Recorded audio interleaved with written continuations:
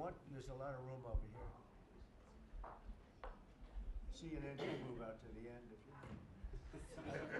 way out to the left. To the left. Are you able to get them all in the room? Are they in? Yes, sir, they're in. Are you okay? Thank you very much. We've had a tremendous 6 months, and we've had a tremendous 2 weeks, which now is, I guess, 3 weeks.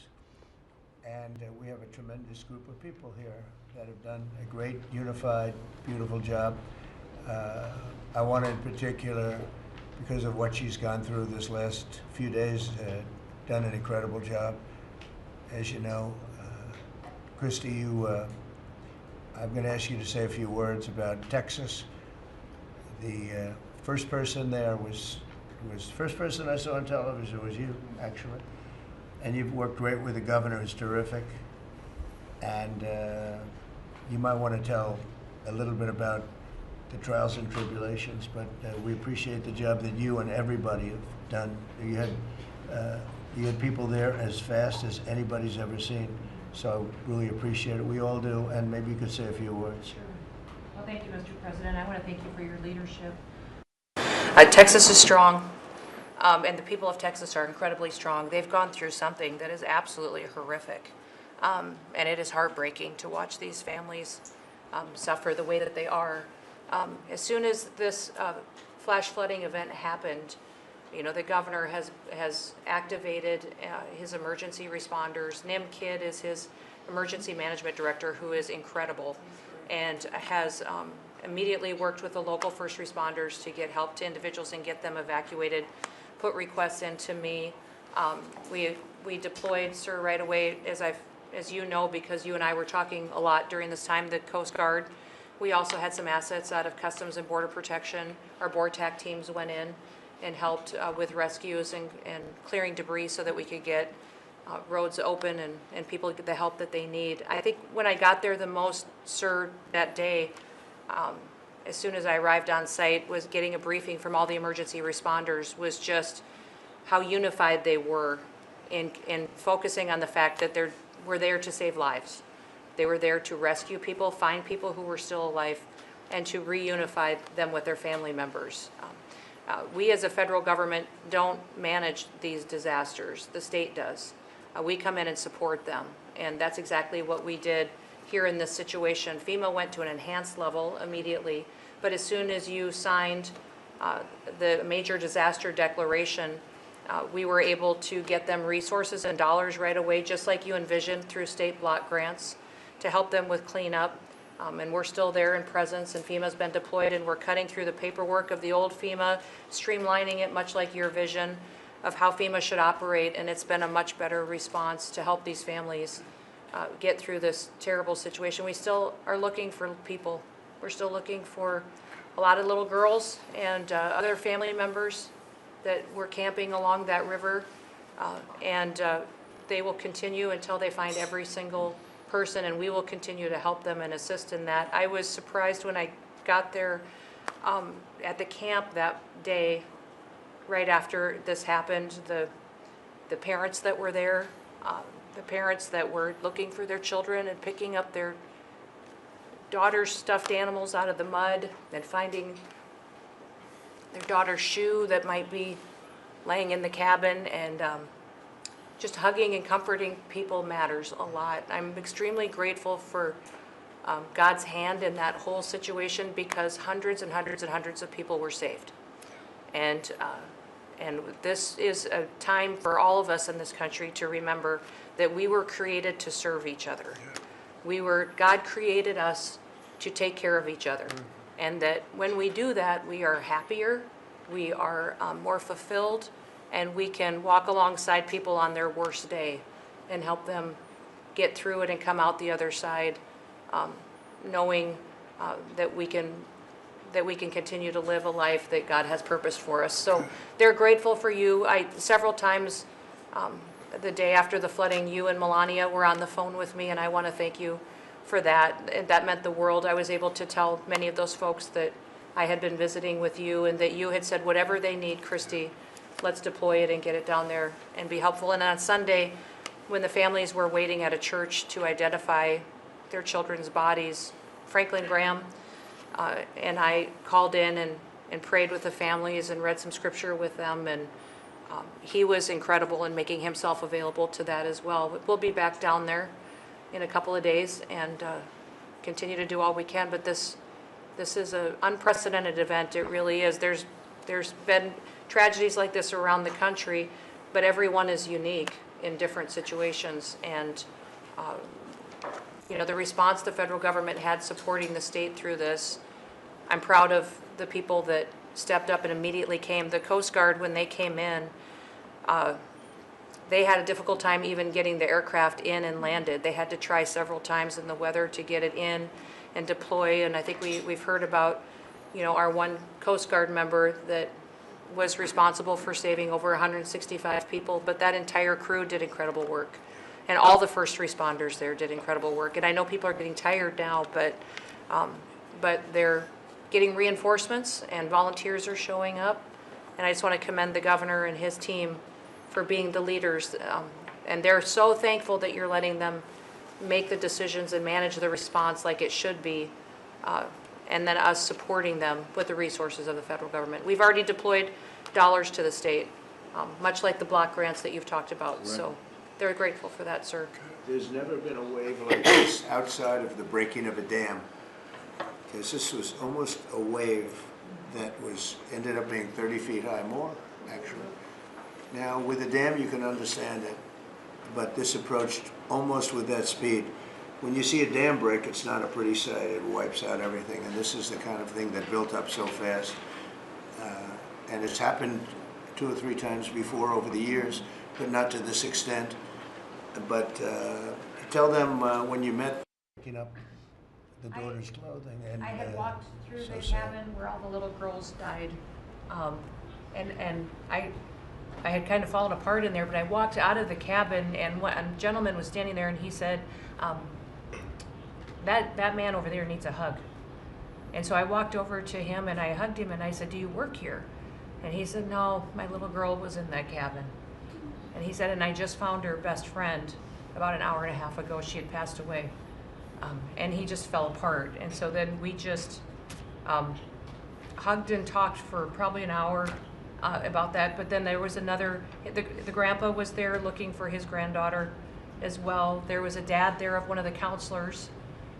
The counselor was alive, but she was dealing with the fact that she had hung on to some of these girls and was trying to keep them out of the floodwaters and had gotten hit by something and had lost 2 of the girls and wasn't able to hang on to them and was going to live the rest of her life thinking about that moment when she wasn't able to hang on to these girls. But these parents were picking up their kids' belongings out of the mud and throughout the camp and putting them in bags, and then one of the dads said, I knew 50 of these girls here. So I knew that was her dress and my daughter's friend's dress, so he was picking it up and putting it in a bag to return to her parents. And so it was and then the director was there comforting everybody who had lost his father the night before too, and he was still there trying to facilitate all of these parents grieving their children and find them. So the strength of people is incredible. One of the things that I asked there that day was that they all have escorts or counselors when parents come in. So from that point, that when they came into the camp, that they have somebody with them when they're going and looking for their children's belongings or looking for their children. And so very emotional, but also just so tragic. The relationship with Texas and the governor has been obviously very good for years with me, but the relationship with Texas and their first responders and us with our first responders and lots of other people, and we brought in a lot of helicopters from all over, and we had a lot of helicopters. It was actually dangerous, a lot of helicopters up there, but they were real pros and they were responsible for pulling out a lot of people, and we got them there fast, and Texas had some good ones too, but the response has been incredible, and the fact that we got along so well, I don't know, I don't even think that's a political thing, but we got along so well, and it was so unified. I think a lot of lives have been saved. That could have been as bad as it was, and you could have lost double or triple. This thing was just really horrible. Well, congratulations on a great job, and appreciate it. I know you're going down. I'll be going down on Friday with First Lady.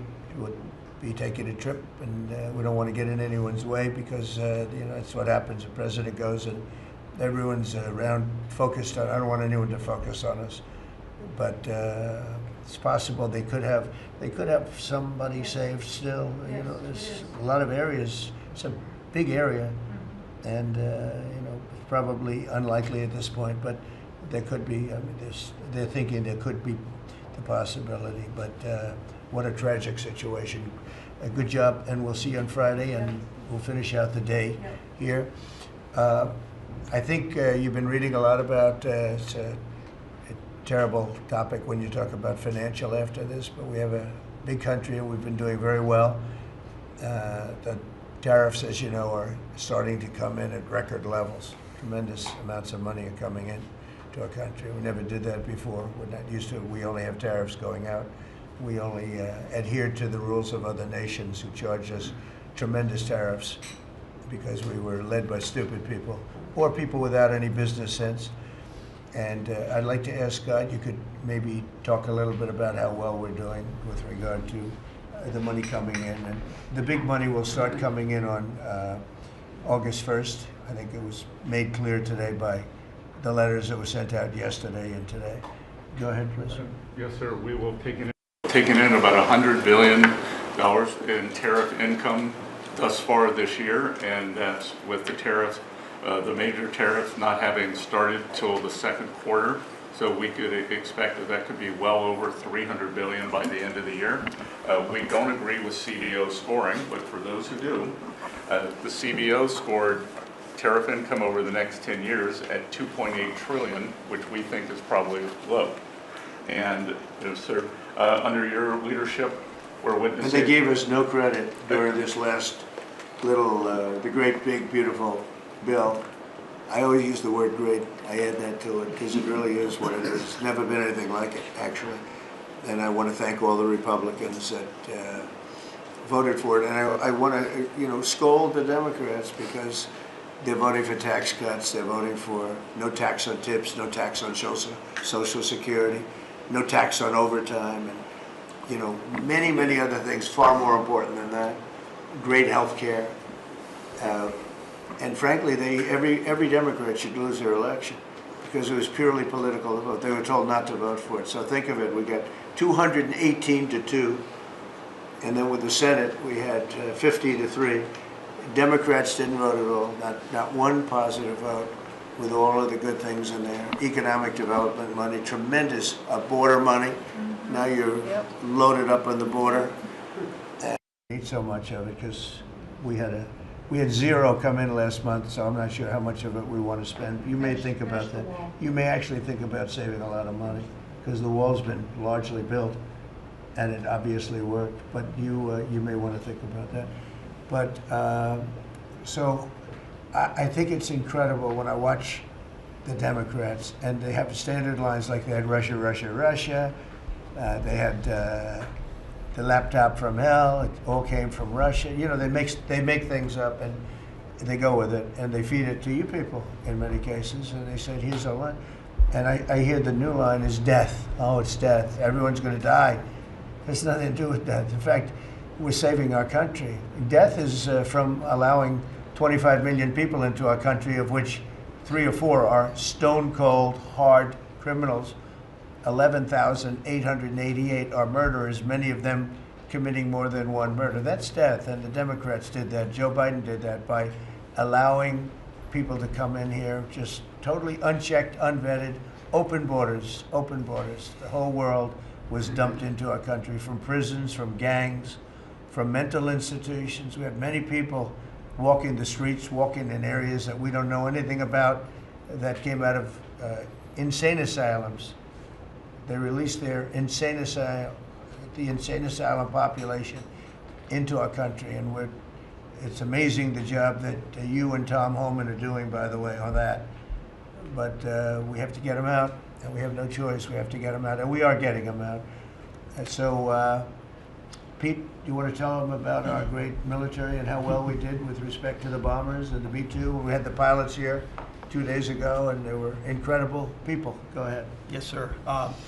Truly a historic mission, and demonstrated the skill and courage of the United States military. From those B-2 pilots and families that we had a chance to meet, sir, to the fighter pilots, to the refuelers, to the maintainers, to the air defenders who defended the base. What was demonstrated on the world stage was American military might and capability. And it wasn't just Fordo and Esfahan and Natanz that took notice in Iran. It was the rest of the world, that we have a decisive commander-in-chief willing to use these capabilities, which are the best in the world. As the president pointed out, no one else could have done what America did there on that night, and everyone took notice of that. With the One Big Beautiful Bill, sir, we've got $150 billion additional to invest in Golden Dome and all the other weapons systems and stockpiles and shipbuilding priorities of yours. Another month, another historic recruiting bump. It's not just the Army and the Marine Corps anymore, it's the Navy, the Air Force, and the Space Force, all historically ahead of where they've ever been. So historic spirit inside the military. We had a chance to be at NATO, Marco and I, and see how the world responds to us saying it's time for you to shoulder the burden and take the lead for your continent. That only happens with President Trump leading. And we're proud to be a part of what's going on at the border, sir, with now a fourth national defense area where we're helping get to that number 0 and securing the border. But that mission, Operation Midnight Hammer, re-established deterrence. It reversed what happened in Afghanistan. You saw the debacle of what Biden allowed to happen in Afghanistan and what that did to our image. President Trump said, with Operation Midnight Hammer, we're reestablishing American leadership and deterrence, and we're proud to be a part of it, sir. And our so-called enemies were watching. They watched every minute of it. They watched. There was very few people that weren't watching, actually, but they watched every minute. It was a perfect military performance, the likes of which we haven't seen in a long time. I mean, if you compare that to the same country, the hostages from years ago, Jimmy Carter, it was unfortunate for Jimmy Carter. He was a nice man, but with the helicopters going down, the sandstorms, the prisoners, they got captured, then the election and the prisoners and Reagan and all the problems. It was nothing but problems. And that was a failure. And ours was not only the pilots, I mean, those machines flew for 37 straight hours. They didn't stop. They went skedaddle. You know the word skedaddle? It means skedaddle. They dropped the bombs and somebody said, skedaddle. Let's get the hell out of here. And every bomb hit its mark and hit it incredibly. And as you know, the Atomic Energy Commission said it's gone. That place is gone. We had a lot of fake reporting, mostly from CNN, where the scammer writer, a writer for CNN, who should be fired, by the way, she was involved with the 51 fake intelligence agents, if you remember that. She did that story, created a story out of it. She created a story out of the laptop from hell, saying it came from Russia, but it actually came from Hunter Biden's bedroom, or worse. Just a scammer, and she's still at CNN, which is pretty amazing. But we'll ask you a question about her. But they came up with this concept that maybe the attack wasn't that good. Maybe it, and I saw it happen right after the attack. I saw this person on CNN. I actually watch. I like to watch the enemy. You learn from the enemy. And I watch because you have to know where they're coming from. And I watched her say, Anderson, you know, I'm hearing stories that maybe they didn't hit their target. Maybe it wasn't that good a hit. And they were hearing stories. The next day it was a little more, and the next day a little more. After 3-4 days, she was saying, you know, I don't know. I don't think it was that. Except by that time, everybody knew it was hit perfectly. The evidence is in the planes. The evidence, well, the pilots are the best evidence. But they actually came out of their plane because they were here the other day, and they said, it was so sad. We did such a good job. We flew into very dangerous airspace. I'll never forget, we were in the Situation Room, and they said they have entered Iranian airspace, and everyone took a deep breath because they had more missiles pointed at them, but the equipment is so good, it's stealth, way up in the air, and it was stealth, and they went right through that, and they sort of, by the time they found out they were there, they were already gone. That was the word skedaddle, get the hell out of here. But they were right in the most dangerous airspace in the world, and They're unbelievable planes. I mean, they become really beautiful works of art. You know, I always thought they sort of were cool, but now they look better than just cool, don't they, huh? But they dropped the loads, and literally they would hit, if you look at this table, from here to there, they had a half a refrigerator door is the way to best explain it. Take a refrigerator door, average size, cut it in half. That was their target. They hit every single one. Then we had 30 missiles, Tomahawk, shot from submarines 300 miles away. Every one of them hit their target. It was a perfect mission. Then they came back, almost 37 hours. Every plane worked perfectly. The mechanics were here too. I said, you got to get the mechanics here. We didn't have any problems. If you remember, they had a lot of problems with the helicopters, but they did fly through a dust storm, which they shouldn't have done. Sometimes you say, let's go back and try it on a nicer day. Dust and sand don't work well with helicopters if you know much about helicopters, but that was a horrible embarrassment to us. Then we had Afghanistan, which I think was the most embarrassing moment in the history of our country, and we would have gotten out.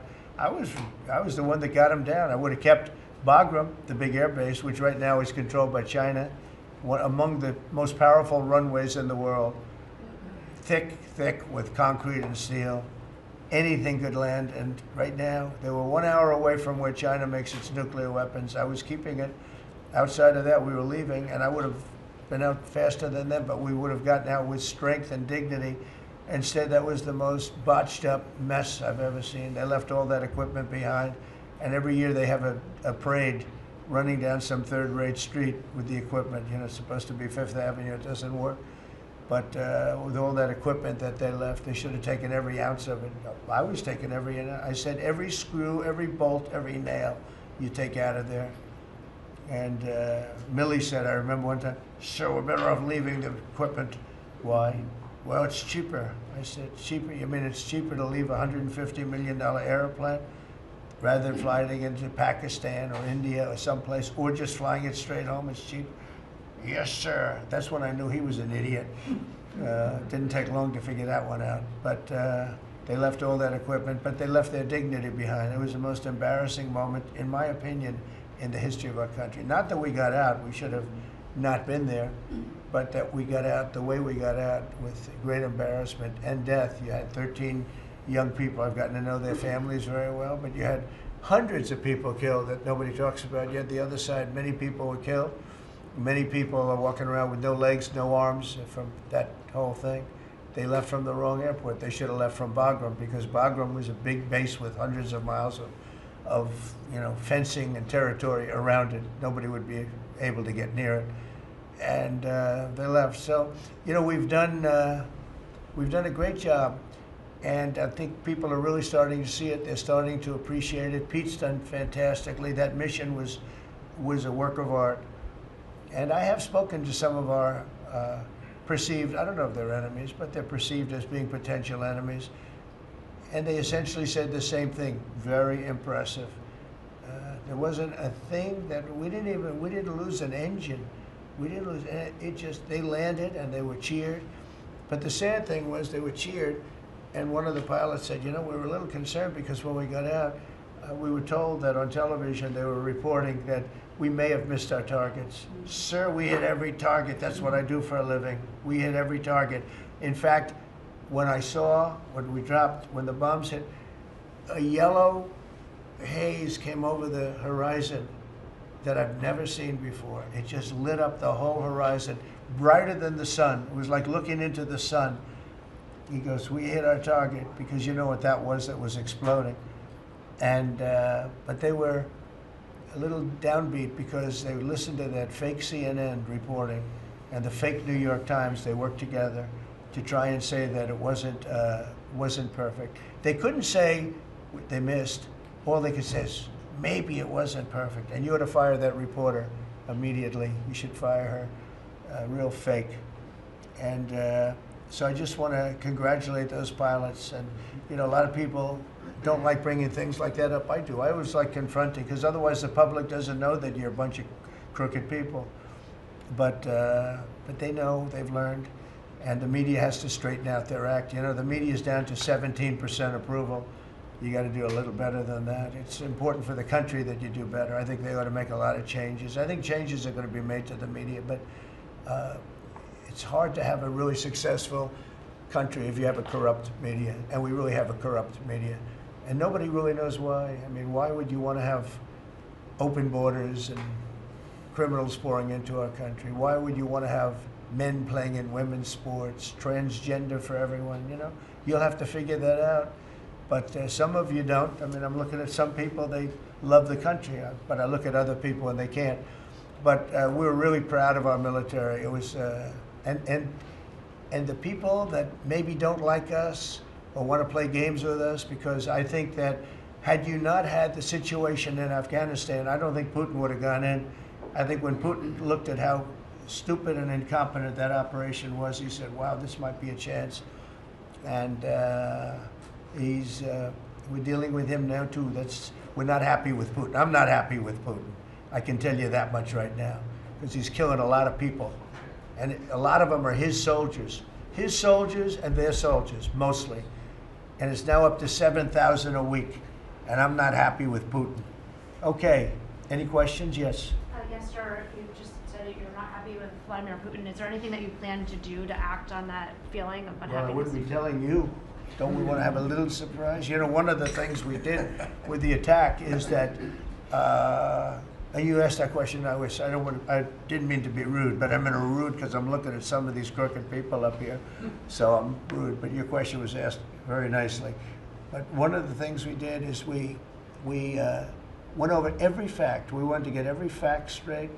We wanted to have the distance straight, the number of pilots straight. Everything had to be correct, because we want to be, this was a very important mission.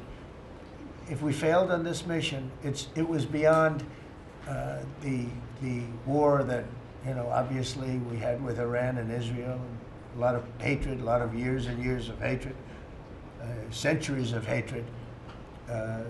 People have never seen anything like it. So we wanted to be correct with all our facts. So, you know, what I was doing is just asking, it would be great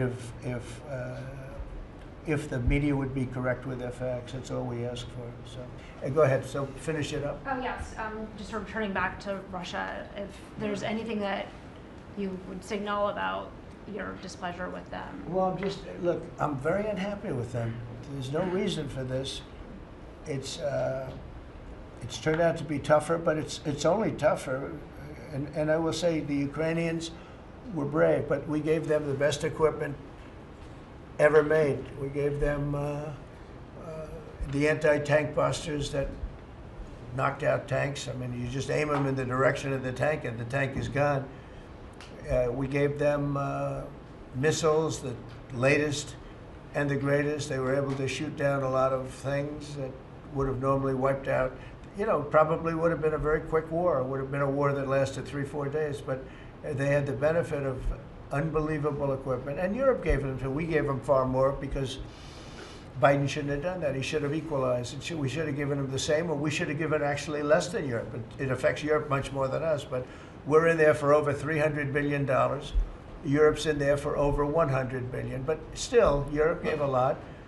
And I will say this, the Ukrainians, whether you think it's unfair that we gave all that money or not, they were very brave, because somebody had to operate that stuff. And a lot of people I know wouldn't be operating it. They wouldn't have the courage to do it. So they fought very bravely. But we gave them the best equipment in the world. We make the best military equipment by far. There's nobody close. You look at other equipment from other countries, it's not even close. That's why everybody wants to buy our equipment. And that's why we're going to step up these contractors now that make it, and they're brilliant, but they make it too slowly. And we have to step them up, Pete, and let them make it at a much higher rate. Unfortunately, we have to do that. But if you look at our Patriots, if you look at our Tomahawks, if you look at our, well, what we do with tanks is, you wouldn't want to be driving a tank. You would feel nice and secure. But they are javelins, they're called. And I gave them the javelins. Remember, they said Trump gave the javelins and Obama gave them sheets, right? They called Obama at that time. Barack Hussein Obama, if you haven't heard, did a terrible job. But that was a war that should have never happened, and a lot of people are dying. and it should end. And I don't know, we get a lot of bullshit thrown at us by Putin, for you want to know the truth. He's very nice all the time, but it turns out to be meaningless. Do you want to sanction him? Lindsey Graham has a sanctions bill on Russia. Do you want him to move I'm that looking down? at it, yeah, no, I'm looking. The Senate is passing and passed a very, very tough sanctions bill. Yeah, I'm looking at Can it. you sign that? It's an optional bill. It's totally at my option. They passed it totally at my option, and to terminate totally at my option. And I'm looking at it very strongly. Yesterday you said you want to see more. Go ahead, please. The Council of Economic Advisors released a new report saying that imported goods have actually decreased in price from December I know, it's not through amazing. March. Well, my question is, With the tariffs. the Fed chairman keeps saying that tariffs are going to cause price increases. Are we Are the talking- prices just not Chairman passed of the through Fed? yet? Yes, exactly. Well, Are the prices, you do a better job than him. Thank you. Are the prices just not passed through yet? No, I think what's happening is everything's evening out. You know, when we charge, see, what people don't understand, the other countries have been charged, almost every country charges us tariffs. We had deficits with everybody for years, for decades. And we were like this big monolith that made bad deals with everybody. We rebuilt South Korea and we stayed there. It's okay, we rebuilt it and we stayed there. And they pay us very little for the military. I got them to pay billions of dollars, and Biden then canceled it when he came in. I said to South Korea, as an example, we give you free military, essentially, very little. And I think you should pay us $10 billion a year. And they went crazy. But they agreed to 3. So I got 3 with a phone call. And I was satisfied. I said, but next year we have to talk. And then we had a rigged election, and we never got to talk. And you know what Biden did? They probably went to him and they said, listen, Trump treated us terribly and we shouldn't be paying anything, and he cut it down to nothing. So that's what happens. It's ridiculous. That's the other thing. We're talking to countries about contributing to the military, not only just paying more in NATO, but contributing. We have 45,000 soldiers in South Korea. We have 45,000 soldiers in Germany, 52,000 actually. And that's a huge economic development for them. That's tremendous amount. That's like having a city. It's tremendous money for them, and it's a tremendous loss for us. So we're talking, in a very nice way, we're talking to them about it. It's very unfair. We supply the militaries to many very successful countries. I mean, South Korea is making a lot of money, and they're very good. They're very good, but, they should be paying for their own military. President Trump, I'll ask you a question about Jerome Powell as well, and then a question to the Attorney General. Jerome Powell, and then I have a question for the Attorney General. Jerome Powell, who you've been pressuring to lower interest rates, he's facing accusations of lying to Congress, which is a potential crime about the opulent. Then he should resign immediately. We should get somebody in there that's going to lower interest rates. Do you want congressional Why don't Republicans you to call look for into- his resignation? Do you want congressional Republicans to investigate and It's pursue okay and with punish? me. I think he's terrible. I think, look, we're paying, I call him Too Late. T-O-O, Too Late, like Too Tall Jones for the Dallas Cowboys, right? Too late. He's always late. But he wasn't late with Biden before the election. He was cutting him like crazy. It didn't help too much, did it? But he was cutting him like crazy before the election with Kamala and Biden. He was trying to get them in, I guess. I don't know. He was recommended by somebody that worked for me. I like you better. If I could ask the Attorney General a question too, President. Sure. Your memo and release yesterday on Jeffrey Epstein, it left some lingering mysteries. One of the biggest ones is whether he ever worked for an American or foreign intelligence agency. The former Labor Secretary, who was Miami U.S. Attorney Alex Acosta, he allegedly said that he did work for an intelligence agency. So could you resolve whether or not he did? And also, could you say why there was a minute missing from the jailhouse tape on the night of the stabbing? Yeah, sure. If Hey, I Pam, could, could I just interrupt for Sure. 1 second? Are you still talking about Jeffrey Epstein? This guy's been talked about for years. You're asking, we have Texas, we have this, we have all of the things. And are people still talking about this guy, this creep? That is unbelievable. Do you want to waste the time, and do you feel like answering? I don't mind answering. I mean, I can't believe you're asking a question on Epstein at a time like this, where we're having some of the greatest success and also tragedy with what happened in Texas. It just seems like a desecration, but you go ahead. Sure. First, to back up on that, in February, I did an interview on Fox, and it's been getting a lot of attention because I said, I was asked a question about the client list, and my response was, it's sitting on my desk to be reviewed, meaning the file along with the JFK, MLK files as well. That's what I meant by that. Also, to the tens of thousands of video, they turned out to be child porn downloaded by that disgusting Jeffrey Epstein. Child porn is what they were. Never going to be released, never going to see the light of day. To him being an agent, I have no knowledge about that. We can get back to you on that. And the minute missing from the video, we released the video showing definitively the video was not conclusive, but the evidence prior to it was showing he committed suicide. And what was on that, there was a minute that was off the counter.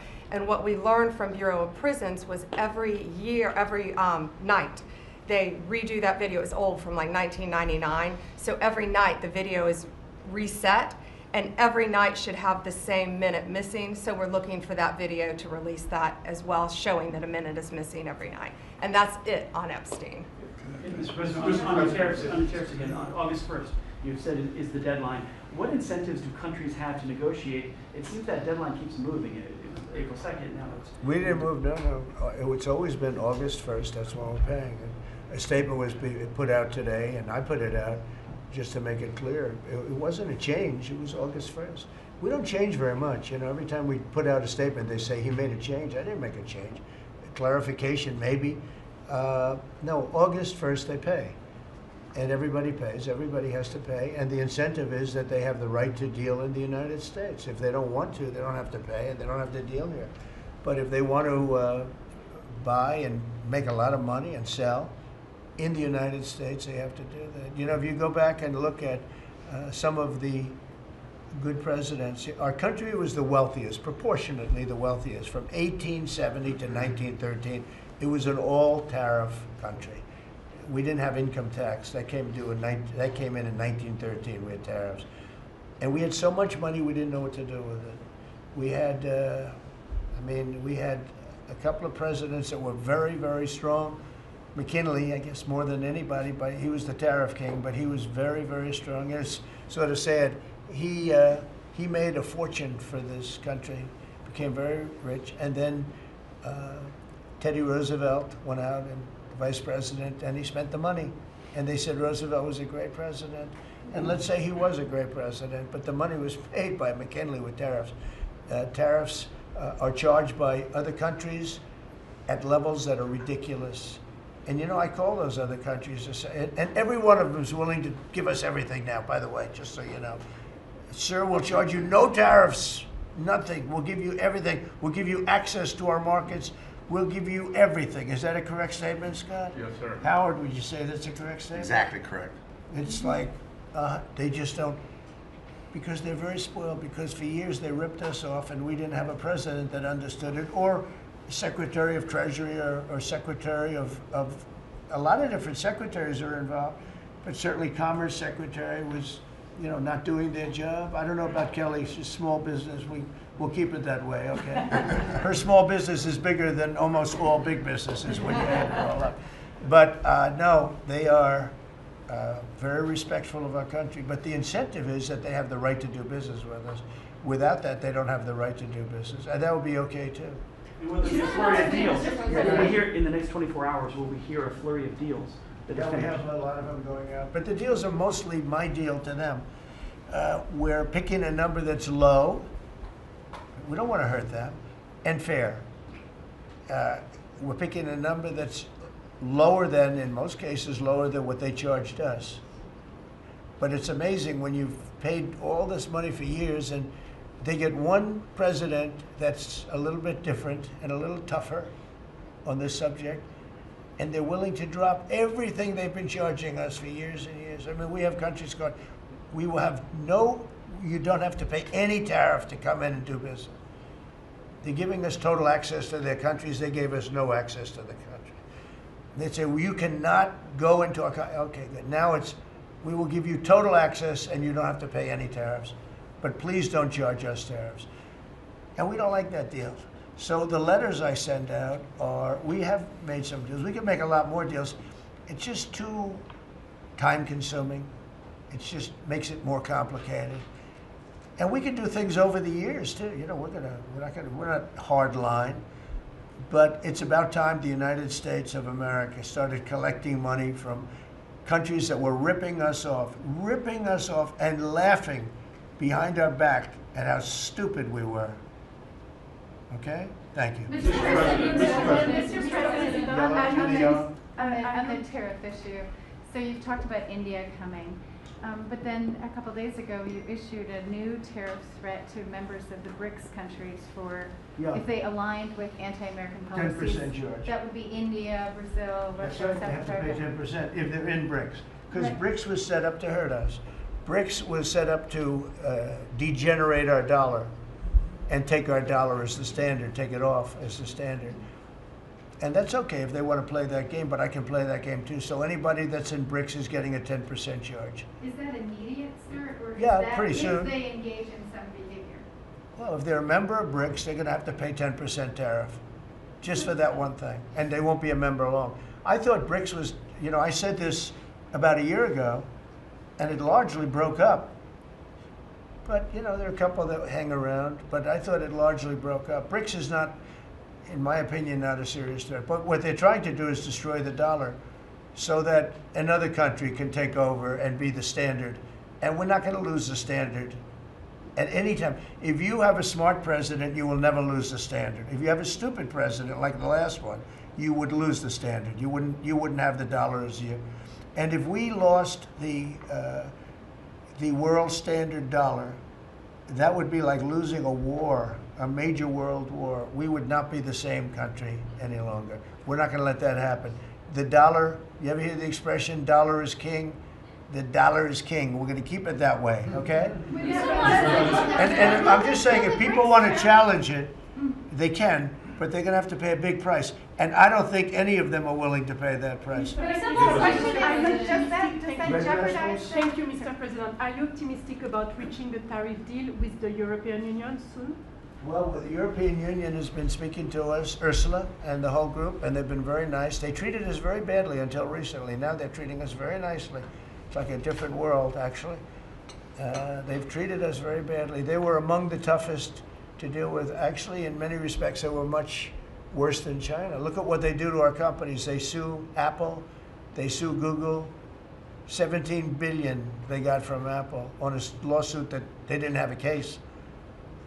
They have, you know, judges that are European Union judges, and they ruled. They take so much money away from our country in terms of that, in terms of other things that they do. They're very tough, but now they're being very nice to us, and we'll see what happens.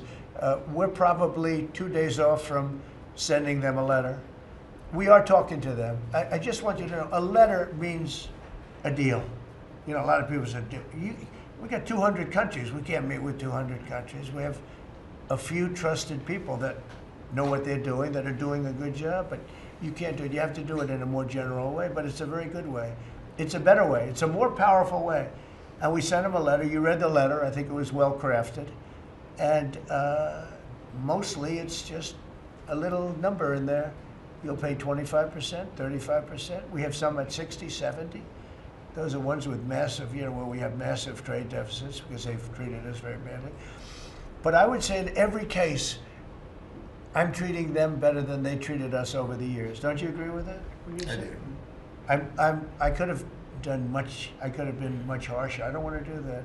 We want to have relationships, but in every case, they treated us far worse than I'm treating them. I'm treating them very good. I could go higher with the tariffs, but I don't want to hurt them. That's why when you just read it, you come up with the number. It's so incredible that prices are actually going down. Just so you know, when I got in, everyone said, "Oh, eggs are going through the roof." That was the first. I was in for about 4 days, and they started screaming at me about eggs. They said, "That's Biden's problem." I didn't know about eggs, but eggs went up about 5 times. You did a fantastic job, and we ended up shortly getting. In fact, for Easter, they said, "Go out and buy plastic eggs. You can't use real eggs." Well, we bought 200,000 eggs for the White House for the Easter egg hunt. that we have at the White House, and there were eggs. We had the price down, and now the price is lower than it was before. We did a good job with eggs, but we did a good job with groceries. Our prices are down in this country. A big part of it's oil. The oil, you had a couple of places last week, you had $1.99 for oil, for gasoline. Nobody thought they'd see that. I want to get it lower if I can, but we've done a good job. You've done a very good job. Do you want to say a couple of words about that, you and Chris, about what's happening with energy? Well, absolutely, but I would say on the pricing side, President Trump, the fact that you've endorsed and supported a policy of energy dominance, that sends a signal to the market that we're going to have more supply. You talked during the campaign about inflation being a country buster. You've broken in the back of inflation. In 6 months, among all the other things you've accomplished. We have no inflation. And we've got, and then heading into the 4th of July, these were the lowest gas prices at the pump in 4 years. And again, for Americans, this is like hundreds of billions of dollars that stay in their pockets because we lowered the price of gas at the pump. But when we lower the price of energy, it lowers the price of food. It lowers the price of the clothes you wear. It's the biggest thing. It's the biggest thing. It's like a big tax cut. When you get energy down, every 50 cents is like a massive tax cut, and we've gotten it down much below that. You know, we had great energy, great low prices, everything else. When the election turned over, I'm trying to be nice about it. It turned over, shockingly, but nevertheless it happened. Energy started going up, and it went up really bad, and then he went back to the Trump policy. The problem was they didn't know how to do that, and he lost it. He lost that sucker. That big sucker was out of control, and his energy prices went way up, and that's what caused it. But it was also stupid spending. They spent money like, they used to use the term drunken sailors, but I won't use that term. Although it is very descriptive, I won't use that term. I refuse to use it. But they spent money at levels that nobody had ever seen before, and trillions and trillions of dollars wasted on the Green New Scam.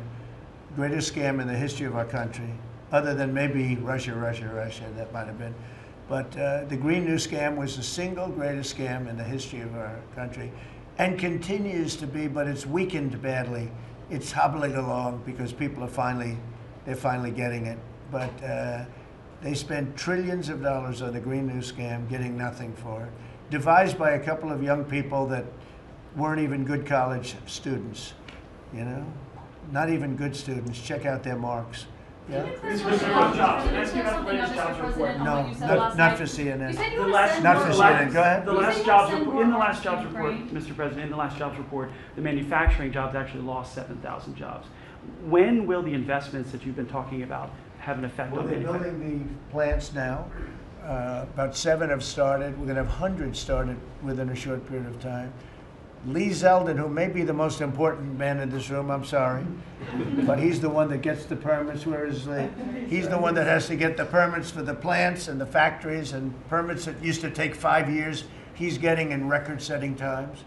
AI, we're leading China a lot in AI, and if we go with this, you know, I'm allowing the plants to build their own electric.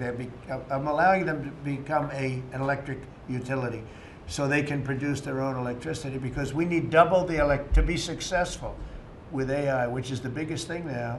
We need double the electricity that we have, which is hard to believe. We need even more than that. And they're building plants with their own electricity substations. They don't have to use the grid. And anything they build extra, they're putting into the grid. So we're supplying the grid with brand new electric sources. And you know, it's funny, when they came to see me, they never even asked for that. I told them about it. The reason they didn't, they thought that was an impossibility. You're not allowed to build your own electric.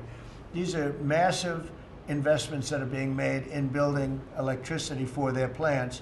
And they're going to have, I think, Doug, a lot of electricity left over. And that electricity is going to be passed into the grid and give us no more, you know, like you look at California. They have blackouts and brownouts every week. They're totally out of control. They have a really incompetent governor. Where's Chris? Is he here? Do you want to speak to the subject? Yeah, I think a huge thing in the One Big Beautiful Bill, Mr. President, because of your leadership, is the ending of these subsidies, as you call them, the Green New Scam. That saves our country $500 billion over the next 10 years. But American taxpayers were paying twice. They were paying that money, $500 billion in the subsidies, and they were paying more expensive electricity price. If you subsidize something, you should at least lower the cost of it. But in this case, we were subsidizing something and paying more for it. So the one big beautiful bill had two huge things: ending wasteful spending.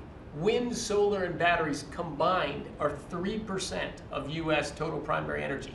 3% for $1 trillion, another $500 billion coming. That's just not a good investment, hurting our businesses, hurting our consumers. And the one big beautiful bill also unshackled oil, gas, and coal development in the United States, onshore and offshore. Secretary Burgum has been working tirelessly on how, by getting the government out of the way, private businesses will develop more resources in the United States, lowering costs for American consumers and making much better leverage for the United States to help our allies abroad and reduce the power of our adversaries abroad. So just a huge win in the energy front all around, and I thank you for your leadership. We're setting records now on energy, and there'll be nothing compared to what they'll be in about a year from now, but we're setting records. And wind is a very expensive form of energy. It's very bad for your beautiful surroundings, the plains and the valleys, and the birds are dying all over the place. You know, the whole thing is a disaster. They're almost exclusively made in China. Not that I have anything against China, because I don't have a great relationship with President Xi, but I asked him, how many wind farms do you have? He makes them, but they don't have a lot of wind farms, I'll tell you, very, very few. And wind is tremendously expensive and is very ugly. And if you own a house that's inside of a windmill, your house is worth less than half. And you hear noises. And interestingly, in New England, you probably read, where for 50 years they had 2 wells washed up, 50 years. And last summer, they had 14 washed up. Now, I'm not saying that's the wind farm that was built, but maybe it is, right? Probably is. It's tremendously expensive, and it can only be done with subsidy. You know, I know a man that's in that business, and one of the biggest in the world actually runs a company that builds these stupid windmills. And he said, I hate the business because it's the only energy where you need subsidy. He said, energy shouldn't need subsidy. You should make money with energy. So wind. The other one is the solar, those big solar fields. They're taking our farmland. Our farmers are like mortified by it. They hate it. It's very, very inefficient and very ugly too. You know, probably better than a windmill, but you go around and you see all these things that are 3 miles long by 3 miles wide, and you say, what the hell is that? And it's a lot of plastic from China. It's plastic, black plastic from China. Now, we want to be smart. We're going with, look, China right now is building 58 coal-fired plants, 58 big ones. They have 62 on the books to build. We've reintroduced clean, beautiful coal, because you know you can do a lot with coal now. Clean, beautiful coal, and natural gas, and all of the other things that we have. But we don't want wind, and we don't want solar, because they're a blight on our country. They hurt our country very badly, and smart countries don't use it. Solar sounds good, I will say, and I like, on occasion, you'll see a roof which is made out of solar brick, but it's a smaller use. We need the kind of thing that's going to fire up our plants, and it's not going to be wind, you know, that's very intermittent, as you probably know. But they've spent a fortune. They've spent trillions of dollars on this stuff. And I'll just give you one other story. A friend of mine is a very successful guy. He went back to see his mother in Minnesota, hadn't seen her in a long time, and he wasn't back for 10 years, which isn't a nice story. I mean, you don't see your mother for 10 years. She's got some difficulties, which I know the guy, he does have some difficulties. He's very successful, but probably not the nicest person. It was actually longer than 10 years, but he went back and he told me he wanted to go and look at the valley. There's a valley in Minnesota that he thought was so beautiful. And I hadn't seen it in a long time. He's driving along the road. He said, oh my, I'll use the word gosh, oh my gosh. He said, oh, he said, it looked like a junkyard. You had 159 windmills. They were all over the place. Some were old, some were newer. different companies, different shapes, different sizes, different colors. Many of them were terminated. Terminated meaning closed. You can't take them down because the environmentalists don't let you bury the blades because they're made out of a fiber they say is bad for the earth. So they want you to put them up, but they don't let you take them down. But many of them were turned off. He said it looked like a junkyard. Go to Palm Springs, California, and take a look at that pile of junk. And you go into a wealthy neighborhood. Before you get there, you have to ride through hundreds of windmills that are, most of them are turned off. They're rotting, they're rusting, they're 30 years old, 20 years old, and they have a very short life. You know, those windmills have a very short life, especially the ones that are in the nice salty Atlantic Ocean and Pacific Ocean, where the salt just gets under that steel and decimates it. Now, it's a horrible, horrible thing for our country. And I speak out. It would be nice to say wind, because it sounds so good, doesn't it, Doug? Wind, wind. But it's not. It's these ugly machines, and they're all made. You got to see, some are a little taller, a little shorter. They're made by different companies. They have different stocks. They have different blades. They have different everything. It is so horrible. And if you look at smart countries, they don't use it. Smart countries don't use it. And we're now a smart country. We're not we're a brilliant country. We're not smart. We're brilliant now. We're going to be a brilliant country. We have to be, because we have to catch up for some really stupid people that did a bad job. Yes, Brian? Yes, Mr. President, I've got a quick comment, some feedback as a native Texan, someone that I grew up bringing my kids to a camp very near the affected camp now. Thank you on behalf of Texas. I've gotten hundreds of messages that want to thank. It's, if you're in the cabinet room, you can tell the president and his team, on behalf of Texans, thank you so much for the quick response and the loving, the hugs. I saw that you gave. Two quick questions. I saw a Palestinian senator. His name is Schumer. He's a great Palestinian. No, he's a Palestinian. He's become a Palestinian. He's abandoned the Jews. But I saw him say, it's Trump's fault. Yeah, that's right. It's Trump's fault. He was actually, do you ever see John Lovett's The Liar? Where he goes, yeah, I went to Harvard, that's right. This was Schumer. He goes, yeah, it's Trump's fault, that's right, it's Trump. I actually saw that stupid guy try and blame it on me, and I said, man, that's a tough one to take. But his career is limited, because I hear AOC is going to beat him, and she's no bargain either, by the way. Go ahead. Well, I'm just saying that's an example of an America First team effort to get this country back. So that's what America First looks like for the viewers watching us at home. My two questions. Looks like we have a rogue judge, an Obama-backed rogue judge that is attempting to block the funding to Planned Parenthood, which the big, beautiful bill cuts off the funding to Planned Parenthood. Any plans to challenge that? Go ahead. Absolutely. Yes, we're on it. We're on it. And I texted, I believe, I talked to yesterday Secretary Lutnick and Secretary Besson. I reached out to you to let you know that we were on it in the big, beautiful bill. Wonderful.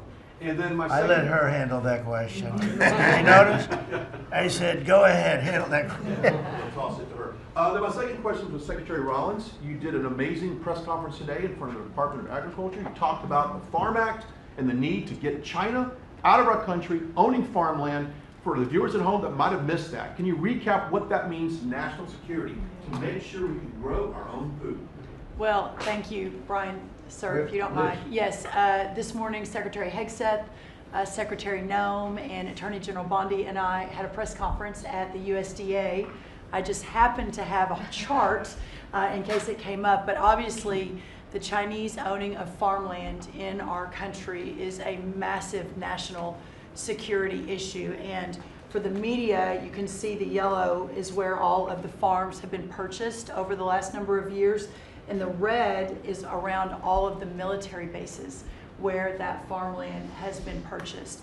So this is a massive national security issue. The press conference this morning included 3 of our greatest governors as well, Sarah Sanders from Arkansas, Jim Pillen from Nebraska, and Bill Lee from Tennessee.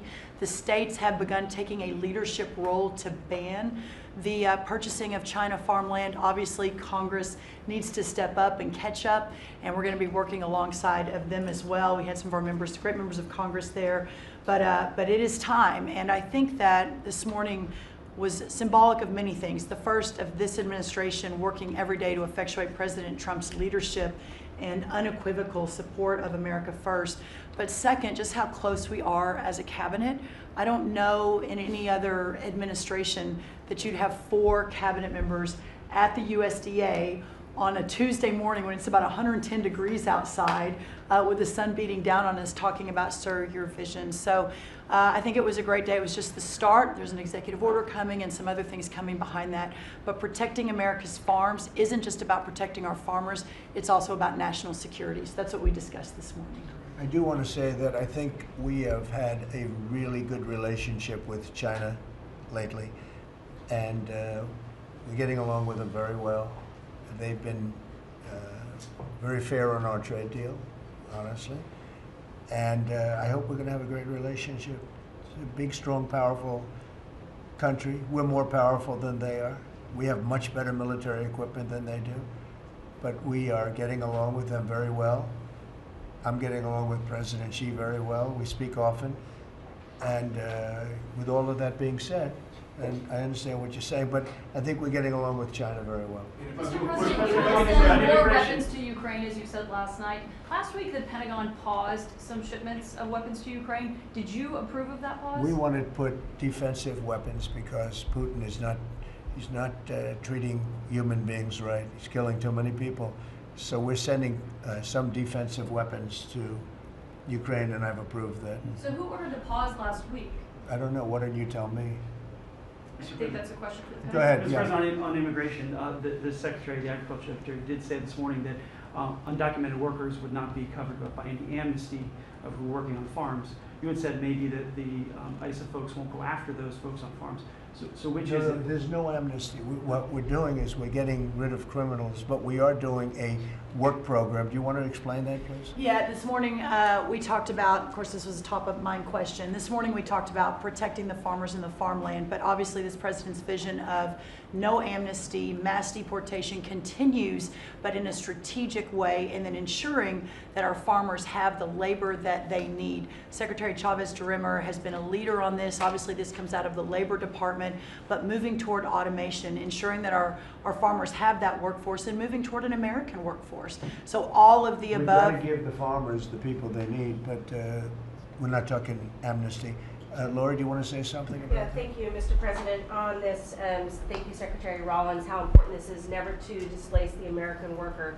What the Department of Labor is doing is focusing on what the law entails now, being more modernized, more streamlining, to work through the H programs. We're going to have a concierge approach to that, where we have developed a new office to answer the need of our farmers and ranchers and producers, and not to displace the American worker, and follow within the law now, and that does not include an amnesty program at all. And we've seen that working, and we'll continue to have that roll out. On the other topics that we've somewhat talked about, the jobs numbers, Mr. President, 4 months in a row we've seen those jobs numbers increase. That's an exciting time for our manufacturers. That was asked earlier.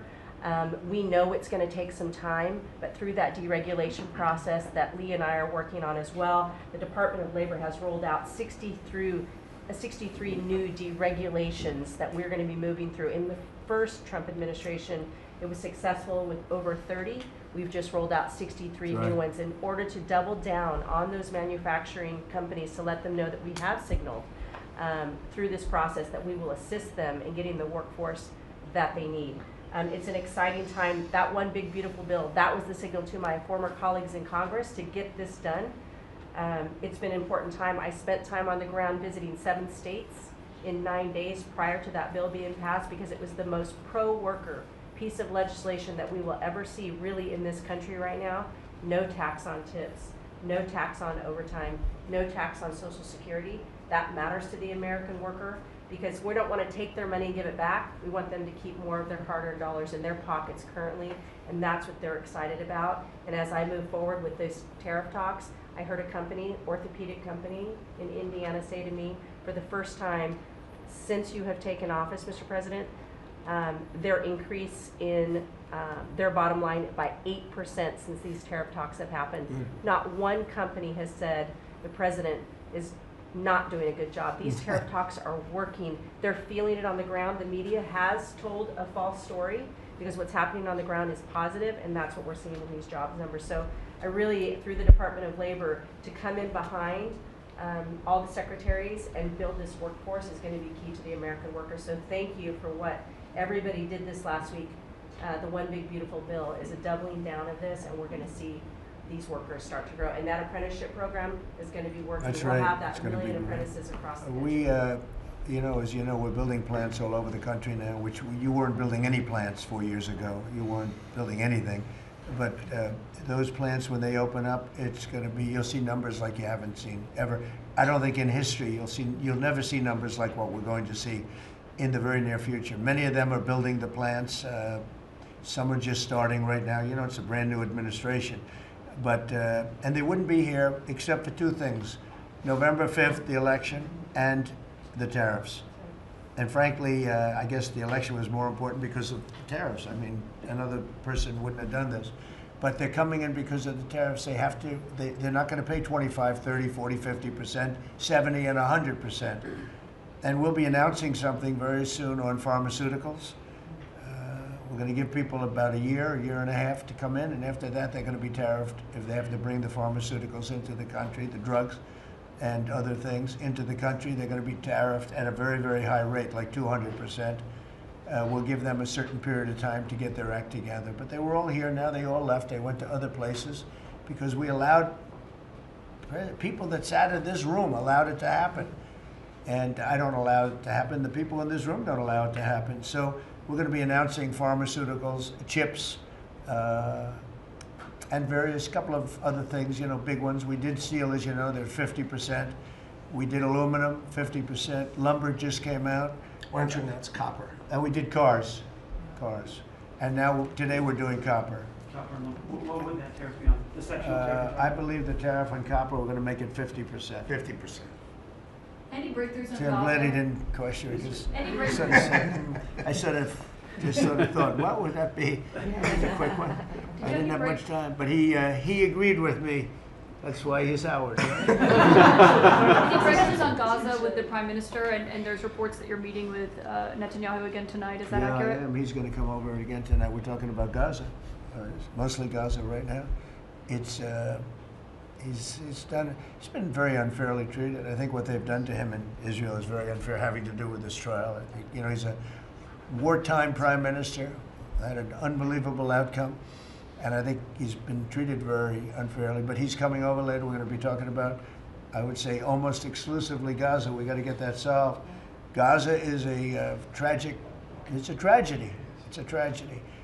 And he wants to get it solved, and I want to get it solved, and I think the other side wants to get it solved. Steve, could you talk on that, please? We're in proximity talks now, and we had 4 issues, and now we're down to 1 after 2 days of proximity talks. So we are hopeful that by the end of this week, we will have an agreement that will bring us into a 60-day ceasefire. 10 live hostages will be released. 9 deceased will be released.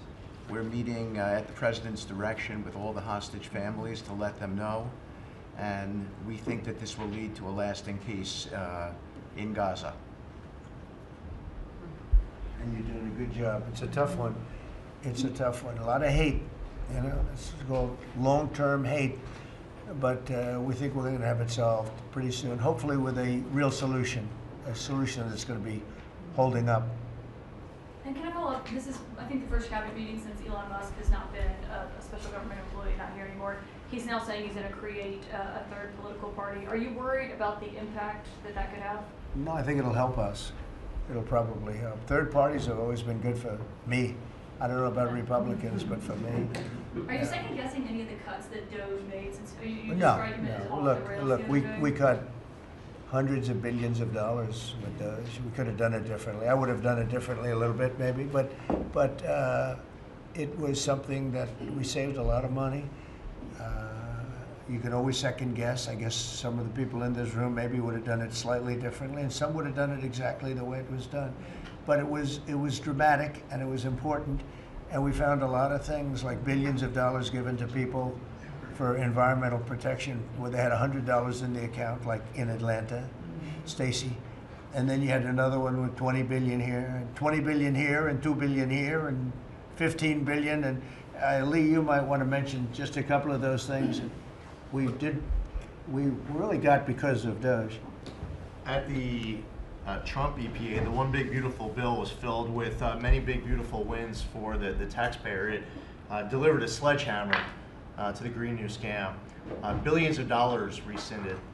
So it's a big deal for the American taxpayer who sees money go through pass-throughs that are filled with self-dealing and conflicts of interest. They see unqualified recipients.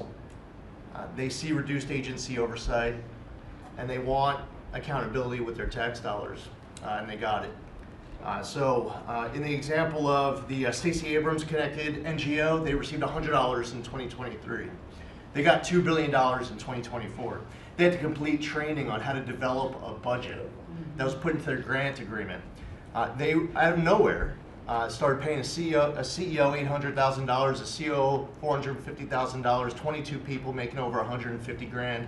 Out of nowhere, this is tax dollars. So money go through pass-throughs, through other pass-throughs, through other pass-throughs, and we lose oversight over it. And you see that it's going to former Biden officials, it's going to former Obama officials, it's going to Democratic donors. And we're not here saying we want to take money from a left-wing NGO and give it to a right-wing NGO. We want to give it back to the taxpayer. This is about us being good stewards of American tax dollars without any apology or regret.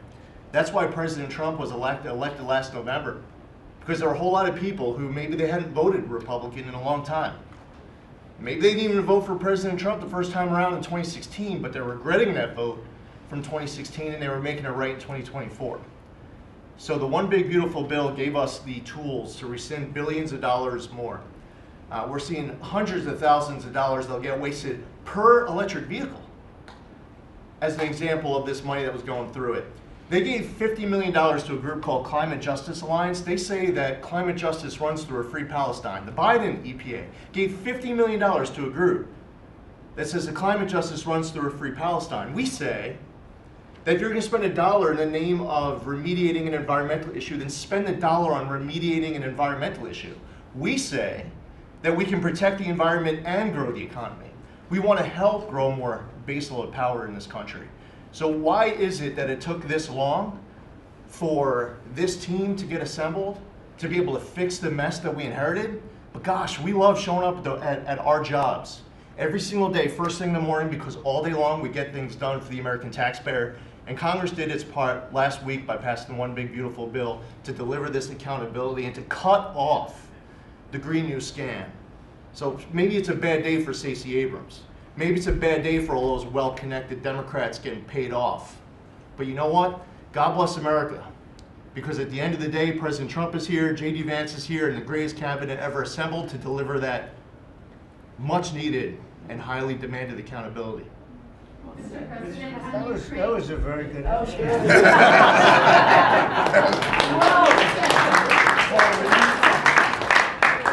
And that's from the heart. That's from the heart. On Ukraine, the Ukrainians have asked the International Court to go after Russia for using toxic chemicals in the fight. Germany and Germany and the Netherlands have intelligence saying that. What does U.S. intelligence believe, and what do you believe about the use of chemical weapons? And would you agree that that's a case for the court? Well, I'd ask John maybe to discuss it if you'd like, John. Well, Mr. President,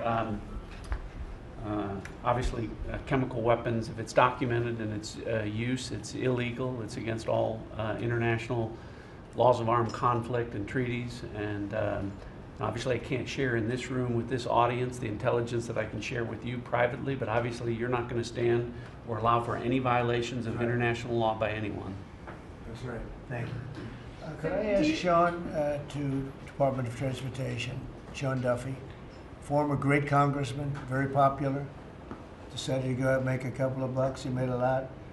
Then he got bored with that, though. He likes serving people better, the people. And could I ask you to just discuss a very important subject to me, and that's the modernization of our equipment at airports so that planes aren't crashing into each other and bad things don't happen. It should have been done many years ago. We were going to do it, and then the election precluded that, unfortunately. But we're doing it now. Could you tell them where we are? Yeah, if I can start with Newark. You guys all covered what happened in Newark. We had outages for a couple of 30-second outages a couple months ago. We have, in 2 months, Mr. President, it's historic speed, laid new fiber lines for communication and tested those in the next month. So those new lines for the Philly Tracon that controls the Newark airspace, they're up and running, lightning fast speed. June was the most on-time June ever in the history of Newark for air travel. So that's going incredibly well. By the way, we shouldn't have dealt with this because Joe Biden and Pete Buttigieg had moved the center from New York to Philadelphia. They didn't test the lines. They didn't do the work, which is what brought us all these problems. But in the big beautiful bill, we got $12.5 billion. This is a historic investment in air traffic control. And so what the money is going to allow us to do is move from copper to fiber all over the country. So new copper lines. We think we can do that in 1.5 to 2 years. We have radar that dates back to the 1950s, some of it from the 60s and 70s. We get brand new radar across the country as well. We have some infrastructure money to build TRACONs and centers, the en route centers that control the traffic across the country. So this is a massive new start to rebuild air traffic control. And again, this is dilapidated. Americans think that their government takes care of them and makes the investments that are necessary to make the country work. And for 30, 40 years, the investments weren't made. And so under your leadership and direction, we are making those investments. And per your direction, right now we are interviewing what we could call a general contractor or an integrator. One company to manage. It's a massive project. The FAA is not qualified to manage this kind of a project. So we are now going through the process of finding who that one company will be to manage the whole project. We'll interview those companies together and make that selection. So we'll write one big beautiful check to one beautiful company that'll be responsible for this this whole build. But if I just make one last point, this is not enough money. We're going to need more. But this is a massive new start. The biggest investment. We'll need some more money on top of it, but a great start from the big beautiful. It's a starter. It was very important to us, and just to cover that, there have been accidents, and my pilots, I would often hear them say, "Oh, good," and they would use a different system, a different country to land in New York. They'd use the radar and other things from a different country. I said, "What's that?" He says, "Oh, our system is so bad," and I knew that we were all set to start, and Buttigieg came in, and what they did was so crazy because they hooked copper into fiber, into steel, they had all different systems. They had hundreds and hundreds of contractors, different contractors for different airports. They spent billions of dollars, and they made the system worse because you can't hook copper into fiber. That doesn't work that way. You just can't do it. It's not doable, but they tried to do it. Didn't work out too well. And in the end, it was just a complete disaster. We want to have one great company. Now, Raytheon's going to bid, IBM's going to bid. We have 5 or 6 bidders that really are good and do this stuff. And we want one, because I know about overruns. I look at the railroad out in California, headed up by one of the worst governors in our country, who I used to get along with actually, but he's just, when you lose 25,000 houses and you would have had your cities burned down. If we didn't step in, Los Angeles would have been burned to the ground. But you look at that, and I said, I really know how to build, and you got to have one guy, one contractor, one great one, whether it's IBM or Raytheon is good, but you have 4 or 5 that are really, really great, and they're all bidding against each other. But you don't want to have one doing the wire and one doing the digging and one doing the demolition and then they're all saying, they all blame each other because they're saying they were late and therefore you have to pay me millions of dollars more money. I know the system so well. And we're going to have a great company do the whole thing. We're going to get a fantastic price. Maybe we'll get them, they're very big and very strong, and maybe we'll get them to make a contribution toward getting it done at the right price. But we're going to have a great system. When we finish, we will have the best system on earth done by one of the 2 or 3 best companies. There are only a few companies can do this. This is not.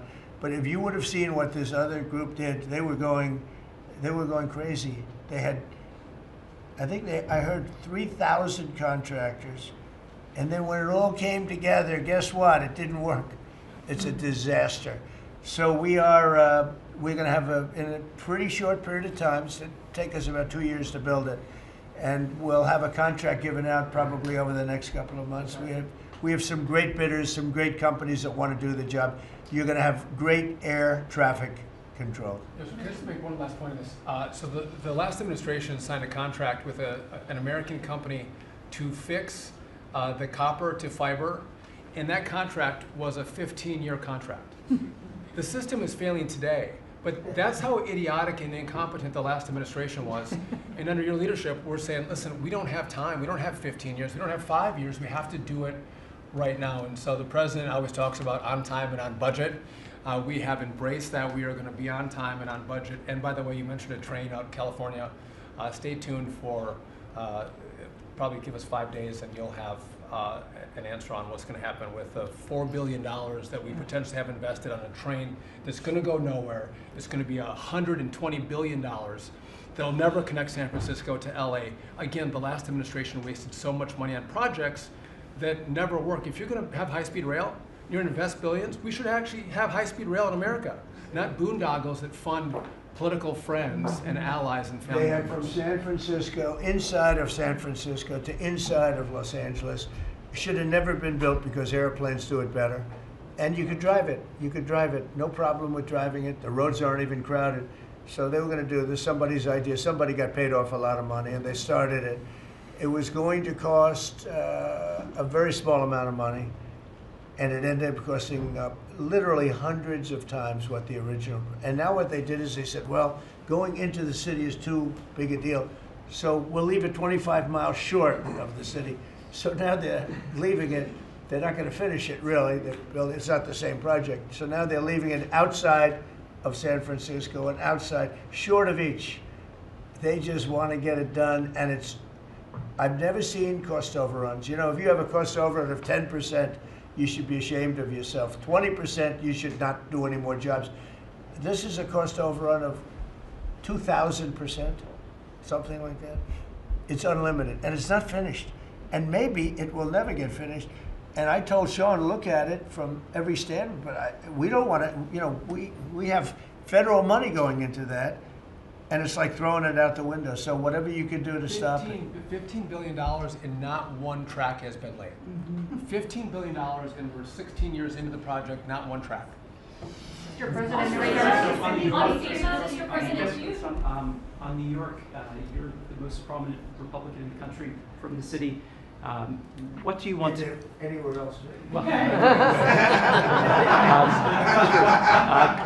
I don't want to be a wise guy. Perhaps I can. Maybe Marco. But how do you want Republican voters in the city to vote in the upcoming mayoral election? Should they vote for Eric Adams? Should they vote for Sliwa? Should they pick someone else? Look, number one, you have a communist running, and you shouldn't vote for him. He's a disaster. He's leading. He's got the Democrat nomination because that shows you where the Democrats have gone. He actually wants to take over the grocery stores of John Catsimatidis, who's a great guy, a rich guy, grocer, does a good job, wants to take over. He actually called me the other day. He's concerned his stores are going to be taken from him, and they won't be run like John runs them, believe me. He runs a good operation, but he actually said he wants to run his own grocery stores. No, this is a man who's not very capable, in my opinion, other than he's got a good line of bullshit, and he's convinced them to go with him. Now, as you know, Cuomo, who does have capability, is running, but he got knocked out, and now they're running as, you have Eric Adams, the current mayor, you have Cuomo, and you have Curtis Sliwa. And Curtis runs every 4 years. He seems to be a fixture on the running scale. But you know, it's I'm not getting involved. But I can tell you this: I used to say we will not ever be a socialist country, right? Well, I'll say it again: we're not going to have. If a communist gets elected to run New York, it can never be the same. But we have tremendous power at the White House to run places when we have to. We could run D.C. I mean, we're looking at D.C. We don't want crime in D.C. We want the city to run well. Susie Wiles is working very closely with the mayor, and they're doing all right. I mean, in the sense that we would run it so good, it would be run so proper, we'd get the best person to run it, the crime would be down to a minimal, would be much less. And, you know, we're thinking about doing it, to be honest with you. We want a capital that's run flawlessly, and it wouldn't be hard for us to do it. And we've had a good relationship with the mayor, and we're testing it to see if it works. But New York City will run properly. We're going to bring New York back.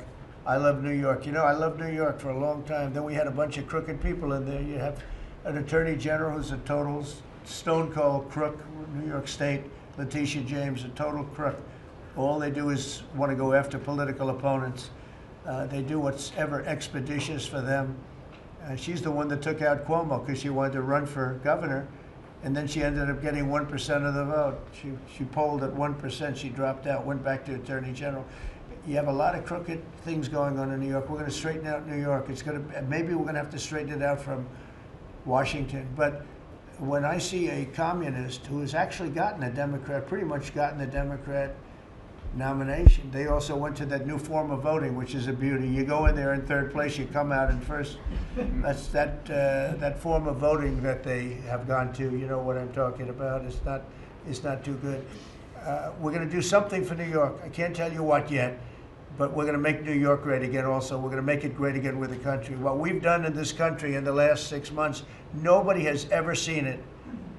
And I told the story, the King of Saudi Arabia, I was over there. They gave us $5.1 trillion between Saudi Arabia and UAE, Qatar.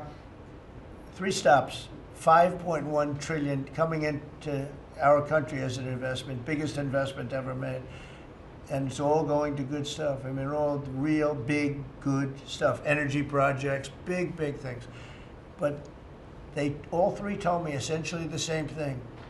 We thought your country was dead, and now you've got the hottest country in the world. We're right now riding the hottest country. We are, and you can all be proud of it. We're in the hottest country. This is the hottest country in the world. There's nobody close. Made hotter by some great pilots and great machines that nobody else has. Those great, big, beautiful machines, they rode those machines right into the toughest territory, and nobody knew what the hell happened. And then they hit their targets perfectly, and it was complete and total obliteration. And that's why that war ended, Steve. They told me that's why the war ended. The war ended when they saw that, it was over. And we're very proud of it. But we have the hottest country in the world right now, from a country that was close to dead. And if I didn't win, if you would have had the other person win, we all know who she is, whether it was she or Biden, they're the same. He may have been more competent than her, and that's hard to believe, right? But if you had that ideology in, I don't believe you would have had a country anymore. I think you would have had a country that was broken up. But we had a dead country, now we have the hottest country in the world, and everybody knows it, and everybody said it. Mr. Vice President, do you have anything to say? Well, thank you, Mr. President. I just want to say that I'm very proud of the whole team. I think everybody has worked together. You see Pete and Marco and Steve working on some of the diplomacy, Kristi and Pam working on the border. We just have a really, really solid team, and we've done a lot of good work. And in particular, I want to congratulate the White House staff led by the President on getting the One Big Beautiful Bill passed. Yeah. I was personally skeptical. Sorry, I never told you this, but I was skeptical we'd be able to get that thing done by July 4th. We did it because we worked together and we worked very well. So it's an honor to be a part of it, but I'm really proud of you guys for doing a great job. The beautiful thing about it, it had something for everyone. That's right. Most people said it had to be broken into 7 bills. It's so big. The problem was that some of those 7 have nothing for anyone, but they had to be done for the country. You know, sometimes you have to do things for the country that aren't necessarily popular. We had a couple of them, and that wouldn't have worked. So the One Big Beautiful Bill, many people said it could never be approved. Too big, too everything. There's too much. But it had something very big and very important for everyone, and it's great for the country. And remember, the Democrats have come up with a false narrative, you know, just whatever. It's just a line that they send to everybody and that they print. I think in the case of this, it's death, death. Everyone's going to die. I heard that. Everyone's going to do just the opposite. Everyone's going to live. What we're doing is saving our country and making it much bigger, better, and stronger than it ever was. I'd like to ask, Marco's been doing such a great job. Do you have anything to say?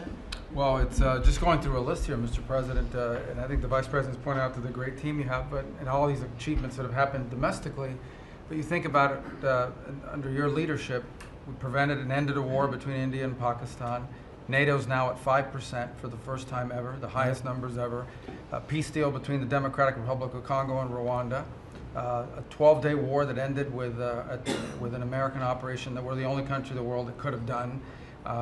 Hopefully, pretty soon, a peace deal between Azerbaijan and Armenia. The entire Middle East and the infrastructure of it has the potential now to change because of Syria and Lebanon, and it hasn't even been 6 months. Sure. It hasn't even been 6 months, so it's a a great lot. testament to your leadership in this team. Well, thank you very much, and you've done a fantastic job. Could I just ask Linda, she's involved in so much, she's so talented and so good, and she's working on a couple of little things like Harvard, who was given $5.5 billion over a short period of time.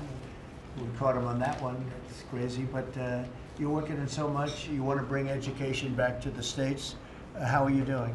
Well, absolutely, and thank you for the opportunity. I think on the big, beautiful bill, what we saw, was school choice, that's finally on a national basis at the state level, but there are opportunities now for scholarships, more and more of them for kids who are in failing schools. It's going to be a big turnaround. I think one of the biggest accomplishments we had over the past week was the University of Pennsylvania with the Title IX ruling that Leah Thomas was stripped of her title. Riley Gaines and Paula Scanlon and other women who have stood, so strong against men and women's sports. And when you put out the executive order, I mean, that just solidified it and gave them the opportunity. So those are a couple of really, really big wins, and thank you for that opportunity. And how are you doing with Columbia and Harvard? We're negotiating hard. I think we're getting close to having that happen. It's not wrapped up as fast as I wanted to, but we're getting there. Okay, good. And you've done a fantastic job. Thank you very much. It's been a good team. Yep. You have a great team. Around this table, a lot of people would help with that. That's right. Thank you very much. Maybe just in closing, we spent a lot of time, effort, very little money on this room. This is called the Cabinet Room. It's been here for a long time. And it had some pictures that were not many of them and not very good ones. And I actually spent time in the vaults. The vaults are where we have a lot of great pictures and artwork. And I picked it all myself. I'm very proud of it. That's Andrew Jackson, great Andrew Jackson. That's a gentleman named, and we call him President Polk. He was sort of a real estate guy. He was, people don't realize he was he was a one-termer, but he was a very good president. But, and I'm not sure I should be doing this, he actually gave us the state of California. He was the one. He was the one that, so I'm not sure, maybe he won't be there for long. But if you notice, the frame is the exact same size almost as the other one is Andrew Jackson. So that was a part of the reason too, I have to be honest. But Polk was actually a very good president who's got the same frame that I needed, okay? And up here you have the original George Washington right behind the light.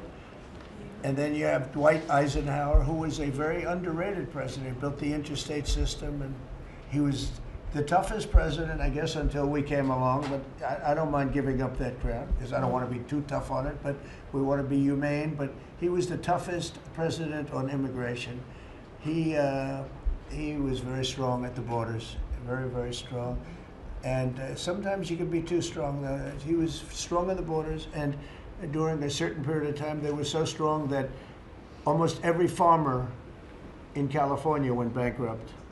And we have to remember that. We have to work together, and we have to remember that. But he was a very good president, and a very good general, and a very good president, and I thought he deserved a position somewhere on this floor. And then you have, this is very exciting to me, he was not a Republican, to put it mildly, but he was, he was a four-termer. He was Franklin Delano Roosevelt. And if you notice, there were a lot of ramps outside. We have ramp, people say it's an unusual place for a ramp. It was because of him. He was wheelchair bound. but he was an amazing man. Of him in the room, a different portrait, and it was a terrible portrait. It was almost like it was done by a child.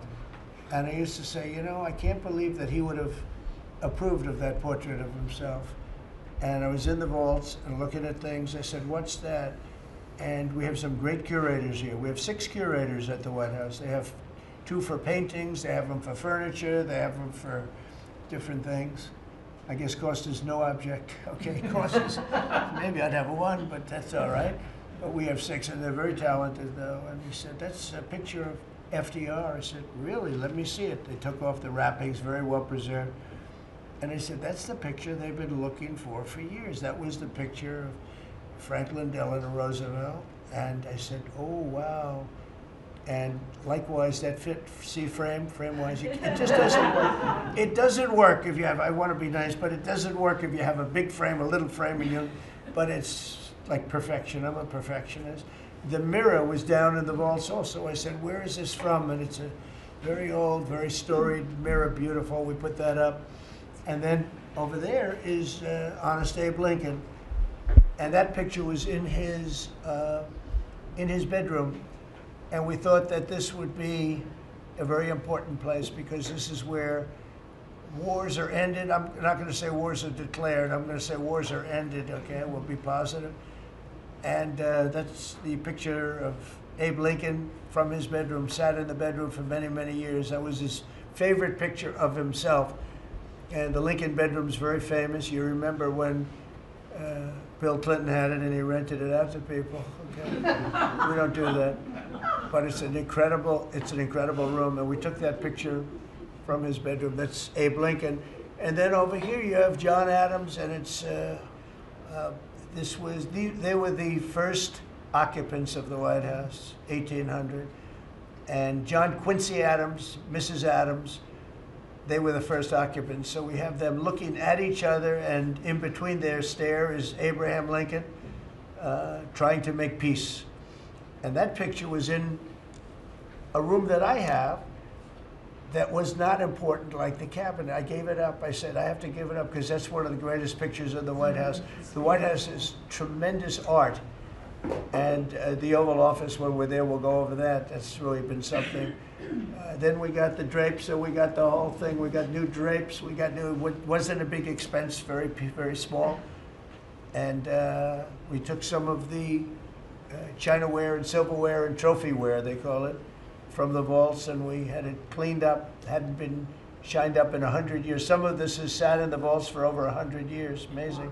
Over 100 years. Many of the pictures that were put up in the Oval Office as an example, those two as an example. So he was president. They moved in 1800, and he won the election, I believe, in November of 1800, John Quincy Adams.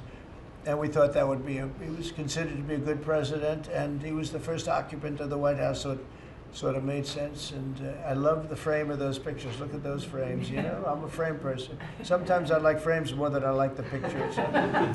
And we have the flags of the Marines, and Space Force now has its own flag. I'm very proud of Space Force, but the Army, Navy, Air Force, Marines, Space Force, the whole thing. And Coast Guard is right there. We never forget the Coast Guard. They do a great job.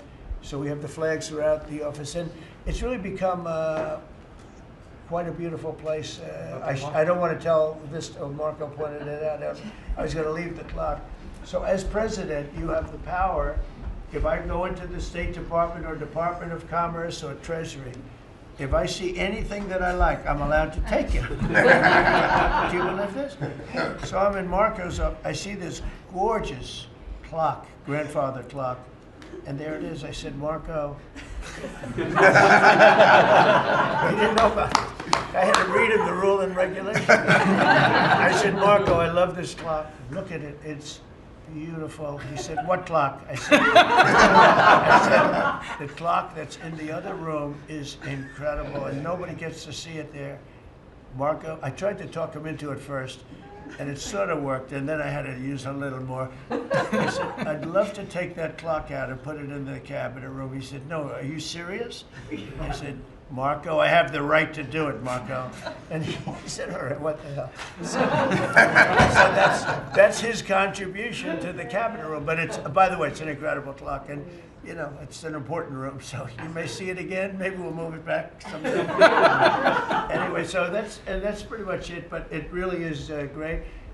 Here we put on, you know, these lamps have been very important, actually. Whether people love them or not, but if you see pictures like Pearl Harbor and Tora Tora Tora, you see movies about the White House and where wars are being discussed, oftentimes they'll show those lamps or something like those lamps, something that looks like them, probably not the reals, because I don't think they were allowed to. This is a very important room. This is a sacred room, and I don't think they made movies from here. You never know what they do. But they were missing medallions. See the medallions on top? They had a chain going into the ceiling. And I said, you can't do that. You have to have a medallion. They said, what's a medallion? I said, I'll show you. And we got some beautiful medallions. And you see them. They were put up there. It makes the lamps look better. So we did these changes. And, you know, when you think of it, the cost was almost nothing. We also painted the room a nice color, beige color. And it's been really something. The only question is, will I gold leaf the corners? You could maybe tell me my cabinet could take a vote. You see the top line moldings, and the only question is, do you gold leaf it? Because you can't paint it. If you paint it, it won't look good because they've never found a paint that looks like gold. You see that in the Oval Office. They've tried for years and years. Somebody could become very wealthy, but they've never found a paint that looks like gold. So painting it is easy, but it won't look right. And the question is whether or not we should gold leaf it. Linda, do you have an opinion? I gold leaf it. You like it the way? No, I gold leaf it. You'd gold leaf it? Yeah. Who would gold leaf it? Could I raise you? How about, would you gold leaf it? I was going to ask about McKinley. One of their favorite presidents. Well, McKinley was a great president who never got credit. In fact, they changed the name of Mount McKinley, and I changed it back. Because he should have been, the people of Ohio he was the governor of Ohio. The people of Ohio were very happy when I did that, I heard. They were very insulted. They took the name of Mount McKinley off. That was done by Obama a little while ago, and I had to change it back. I changed it back. He actually was a great president. He was a president, he was the tariff, the most, I guess, since me. I think I'm going to outdo him, but he was a tariff president. He believed that other countries should pay for the privilege of coming into our country and taking our jobs and taking our treasure. That's the way he explained it. They took our jobs and they took our treasure, and for that they should pay. And he made them pay, and he built a tremendous fortune. In fact, in 1887, they had the Great Tariff Committee was set up in 1887 because our country had so much money we didn't know what to do with it. And they set up a committee of, as they called them, elites, a term that we have to change because I think a lot of the people that are elites aren't elite. I think the people that aren't elite are elite, so we're going to have to maybe switch that around somehow. But they had a committee that was set up to spend the money because it was such a large amount of money at that time. It was nobody had seen anything like it. And it all came in from tariffs. And people didn't pay tax. There was no income tax system. I told you that came back in 1913. That came back and lived well for a while. And then you had the Great Depression. And then later they tried to bring back tariffs, but the whole thing was, this was after the Depression. That was one of the great misconceptions. Is people like to say, oh, but it was during the no. The country had a Great Depression, and then after the Depression, long after it started, they brought back tariffs to see if they could save it, but it took them really 25 years. When you say about 25 years to get out of the Great Depression, a lot of people don't understand that. But I thought it would be interesting for you to get a little view of this room. This is a very important room, very powerful room, great room. And we've done similar, but even beyond this, in the Oval Office. We brought back pictures of some of the great presidents. Many of them were in the vaults for over 100 years. Originals all, beautiful, beautiful things. And rather than sitting in a vault downstairs for 128 years, I thought we should display that, and we did that, I think, in a really good way. We've gotten very high marks. but it's interesting. People walk into that room and they look around the room. They don't even want to talk to me. They could look at it for hours. It's funny when people come into the Oval Office. It's such an incredible. It's a sacred place. When people come into the Oval from the biggest people in the world, presidents, prime ministers, kings, queens, one case at least, queens, and the biggest business people in the world, they walk into that office and they always say, there's no place like this in the whole world in terms of the power. I mean, it's beautiful and all, but there are other beautiful offices. You have businessmen that have offices that are, you know, full floors of office buildings, floor-to-ceiling glass, and they walk in there and they say, there's no place like this anywhere in the world. There's no place. And, you know, it's what it represents maybe more than the physicality of the room itself. So it's an honor to have you all, media. It's an honor to have you. I just want to say we have a fantastic cabinet. Every one of them is a star in my book. And if they're not, I'll let you know about it. I don't care. I'll throw them to the wolves. I'll throw them to the wolves in 2 seconds, because our country comes first, right? But I just want to thank you all for being here. It's been a lot of fun. Thank you very much, everybody. Thank you. Thank you, press, everybody. Thank you, press. Thank you, press. Thank you, press. Thank you, press. I'll tell you some other time. Thank you. Yeah, I will. Are we talking about next week or in a year? I'm going to go. I'll be going to the game. Yeah, I'm going to deliver it. They have it in my office. You're right. You're giving it up?